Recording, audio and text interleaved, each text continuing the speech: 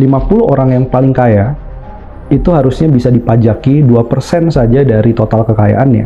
Dan kita akan dapat 93 triliun per tahun. Tapi kelihatannya Purbaya nggak berani untuk melakukan.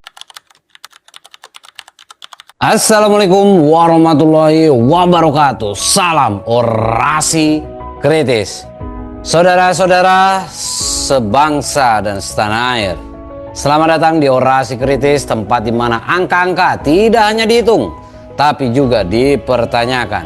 Tempat di mana statistik tidak hanya dibaca, tapi dibongkar sampai ke akarnya. Dan tempat di mana kadang kenyataan terasa lebih absurd daripada komedi.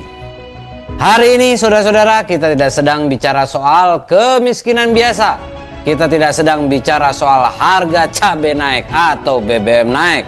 Kita sedang bicara soal sesuatu yang jauh lebih sunyi, tapi jauh lebih berbahaya, yaitu ketimpangan.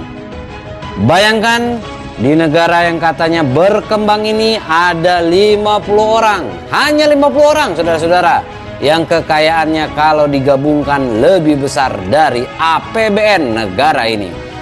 Ini bukan cerita fiksi, ini bukan skrip film distopia Netflix. Ini adalah hasil riset dari Chelios, Center of Economic and Law Studies. Lebih gila lagi, di satu sisi ada rakyat yang harus kerja puluhan tahun hanya untuk hidup layak. Di sisi lain ada segelintir orang yang kekayaannya bisa naik belasan miliar rupiah per hari. Per hari, saudara-saudara, bukan per tahun, bukan per bulan, per hari. Kalau kamu kerja dari lahir sampai pensiun, mungkin belum tentu nyampe. Santai, ini bukan iri, ini matematika. Dan yang lebih menarik, masalahnya bukan cuma yang kaya makin kaya, tapi kenapa sistemnya memungkinkan hal itu terjadi. Kenapa kebijakan seolah-olah berpihak ke atas? Kenapa pajak terasa berat ke bawah tapi ringan ke atas? Dan kenapa kita seperti sudah terbiasa dengan semua ini? Sebelum kita bongkar semuanya, saya akan mengajak kalian menonton terlebih dahulu cuplikan singkat pernyataan dari perwakilan Chelios pada forum Madilog. Dengerin baik-baik karena setelah ini kita akan bedah pelan-pelan. Dan percayalah, semakin kita pahami, semakin sulit untuk pura-pura tidak tahu. Silakan simak cuplikannya. 50 orang yang paling kaya itu harusnya bisa dipajaki 2% saja dari total kekayaannya. Dan kita akan dapat 93 triliun per tahun. Tapi kelihatannya Purbaya nggak berani untuk melakukan itu. Ya, kita punya beberapa temuan dan kita kerjakannya 1,5 tahun.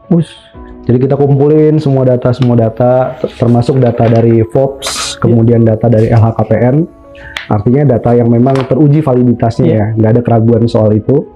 Kita kumpulkan ada 1.700 yang disebut sebagai high net worth individual, orang-orang super kaya. Kita fokuskan nih pada 50 orang yang super kayanya. Nah, 50 orang yang super kaya ini, temuan pertamanya, kekayaannya itu melebihi APBN. Totalnya 4.600 triliun rupiah per 2026. APBN kita 3.800 triliun. Itu 50 orang. Ngelihat harta kekayaan pejabat negara di era Prabowo Gibran, nilai totalnya 30 triliun. Dan konsentrasinya dari semua pejabat itu 73% itu hanya dikuasai oleh 12 pejabat. Kekayaannya di atas 1 triliun. Salah satu yang paling besar adalah Menteri Pariwisata, Bu Widya. Terus ada salah satunya juga Menteri Perumahan ya, Rakyat ya. Itu masuk dalam top 5 yang memang cukup besar hartanya. Setiap tamtama itu membutuhkan 252 tahun masa tugas untuk menyamai kekayaan Panglima TNI. Setiap polisi golongan yang paling rendah membutuhkan 139 tahun masa tugas untuk menyamai kekayaan Kapolri. Anggota Dewan di Gorontalo itu kekayaannya lebih dari 800 kali dibandingkan rata-rata masyarakat yang ada di Gorontalo. Jogja itu 400 kali lebih dibandingkan masyarakat yang ada di Jogja, anggota dewan yang ada di Jogja. Di sini kan kita bandingkan bahwa kenapa sih ada ketimpangan yang berlapis, ketimpangan antar masyarakat, ketimpangan institusi, dan juga ketimpangan representatif parlemen. Nah, inilah yang kemudian disimpulkan menjadi subtitlenya Republik Oligarki. Kenapa Republik Oligarki? Karena ketimpangan ini jadi bahan bakar untuk oligarki terus berkuasa, dan juga untuk regulasi-regulasi, aturan-aturan, undang-undang yang berpihaknya itu nggak kepada konstituen, berpihaknya kepada elit-elit tadi. Dan satu lagi, pajaknya nggak pernah adil jadinya. Ini politik kita kok gini-gini aja gitu ya. Kenapa yang kaya makin kaya? Kenapa nggak ada regulasi yang bagus yang bisa keluar gitu ya, yang berpihak? Salah satunya karena akar ketimpangannya nggak diputuskan dulu. Jadi mengabdi pada oligarki, konsesi tambang, sawit. Jadi kita di akhir dari laporan itu kita bilang 50 orang yang paling kaya itu harusnya bisa dipajaki 2% saja dari total kekayaannya, dan kita akan dapat 93 triliun per tahun. Di rencana Kementerian Keuangan itu paling lambat 2028, tapi kelihatannya Purbaya nggak berani untuk melakukan itu. Jadi kita tes Purbaya itu dua hal. Yang pertama, kita dorong, ini lagi ada perang, harga komoditas naik, kenapa nggak ada pajak tambahan untuk batu bara, untuk sawit dan juga untuk minyak? Karena mereka ini lagi untung nih. Kita yang nanggung subsidinya nih, betul. Tapi mereka harganya lagi bagus. Belum ada bea keluar batu bara, bea keluar nikel, itu belum ada sampai sekarang, ditunda. Apalagi bicara soal pajak kekayaan. Jadi lobby orang yang mendorong pajak kekayaan ini harus, makanya bareng-bareng kita bikin petisi, kita bikin situs pajakkekayaan.com. Di situ orang bisa lihat kalkulator kekayaan ketimpangan itu dan tanda tangan petisinya. Target kita 1 juta orang. Karena selama ini yang lemah dari kita nih ya untuk mendorong masalah ketimpangan diselesaikan, itu lobbynya pasti akan kalah. Untuk memukul oligarki harus menggunakan instrumen pajak kekayaan. Oke, tadi kamu masih bisa bilang, ini kan cuma opini. Sekarang tidak lagi, saudara-saudara. Karena yang barusan Anda dengar itu bukan sekedar opini. Ini hasil riset, data. Dan yang paling menyakitkan, ini adalah realitas yang terjadi, saudara-saudara. Dan di titik ini biasanya ada dua tipe orang. Yang pertama langsung marah, yang kedua langsung denial, ya, langsung menolak. Masa sih separah itu? Ini pasti dilebih-lebihkan. Atau yang klasik, ya namanya juga dunia, bro. Masalahnya kalau semua dianggap wajar, maka yang tidak wajar akan jadi normal. Dan disitulah bahaya sebenarnya. Karena yang kita hadapi ini bukan sekedar angka ketimpangan, bukan sekedar selisih antara si kaya dan si miskin. Ini adalah struktur. Struktur yang membuat yang di atas makin sulit disentuh dan yang di bawah makin sulit naik. Dan kalau kita tarik lebih dalam lagi, saudara-saudara, ini bukan cuma soal ekonomi. Ini soal kekuasaan. Siapa yang pegang sumber daya? Siapa yang bikin aturan? Dan yang paling penting, aturan itu dibuat untuk siapa? Disinilah kita mulai masuk ke bagian yang tidak nyaman. Bagian di mana kita harus berhenti menyalahkan nasib dan mulai melihat sistem. Karena jujur saja, kalau 50 orang bisa punya kekayaan lebih besar dari satu negara, itu bukan kebetulan, itu desain.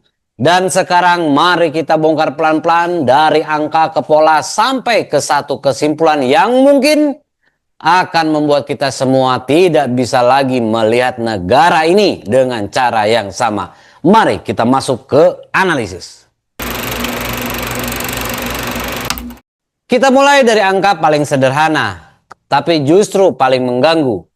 Menurut riset dari Celios, ada sekitar 1.700 orang super kaya, Superman atau super kaya, crazy rich ya, di Indonesia. Dan dari situ diambil 50 orang paling atas. Hasilnya seperti apa? Total kekayaan 50 orang ini kurang lebih 4.600 triliun. Bandingkan dengan APBN Indonesia sekitar 3.800 triliun. Artinya apa? Artinya 50 orang ini lebih kaya dari negara. Kalau ini film, ini sudah masuk kategori villain origin story. Penjahatnya ya gitu ya. Tapi ini bukan film, saudara-saudara ya. Ini laporan resmi ya, riset resmi dari Celios. Sekarang kita naik sedikit levelnya. Masalahnya bukan cuma besar, masalahnya adalah konsentrasi. Bayangkan kamu punya kue, kalau dibagi rata ke 100 orang, semua dapat bagian kecil. Tapi kalau 50 orang ambil hampir seluruh kue, sisanya tinggal remah-remah. Dan di Indonesia kita bukan lagi rebutan kue, saudara-saudara. Kita rebutan remah-remah dari kue tersebut. Sekarang kita masuk ke bagian yang lebih absurd, saudara-saudara. Masih dari data yang sama, yaitu di dalam pemerintahan sendiri yang harusnya jadi representasi rakyat, ketimpangan itu juga terjadi. Total kekayaan pejabat negara sekitar 30 triliun. Tapi 73% dikuasai hanya oleh 12 orang. Luar biasa. Jadi bahkan di dalam elit ada elitnya lagi. Ini bukan lagi piramida, ini piramida di atas piramida. Kita lanjut. Di DPRD ya, pada kasus DPRD. Di Gorontalo, kekayaan anggota dewan bisa 800 kali lipat dari rata-rata rakyatnya. Mantap, 800 kali lipat. Dan di Jogja sekitar 400 kali lipat. Bayangkan ini sebentar ya, yang lipatan-lipatan tadi. Orang yang katanya mewakili rakyat, hidupnya ratusan kali lebih tinggi dari rakyat yang diwakili. Ini kayak supir ojek yang wakilnya adalah pembalap F1 ataupun motor GP ya. Sama-sama bawa kendaraan tapi beda dunia ya. Sekarang kita masuk ke institusi yang katanya paling disiplin, militer dan kepolisian. Data menunjukkan, ya ini hasil riset dari Celios, seorang tamtama butuh 252 tahun kerja. Ingat ya, 252 tahun kerja nih untuk menyamai kekayaan Panglima TNI. Oh my God. 200 tahun, Pak. Ini kaya banget ini Panglima TNI ya. Polisi pangkat rendah ya, butuh 139 tahun untuk menyamai Kapolrinya. Oh my God, 100 tahun lebih.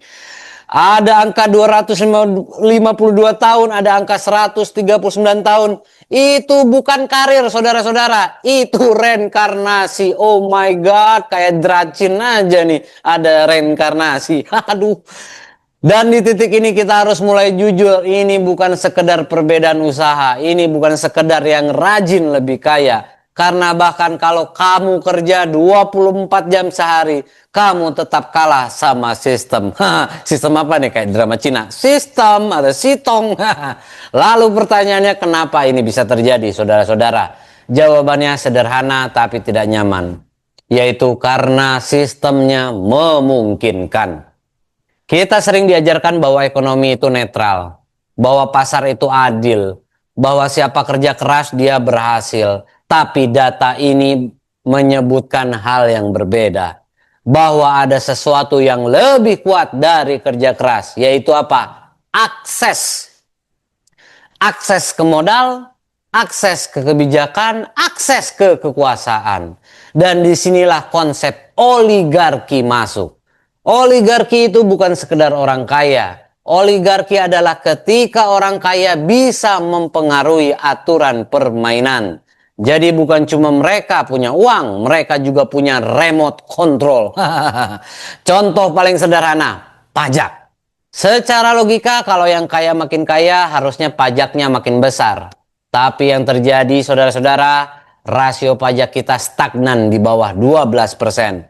Dan setiap kali ada wacana pajak kekayaan, yang terjadi bukan kebijakan, yang terjadi penundaan.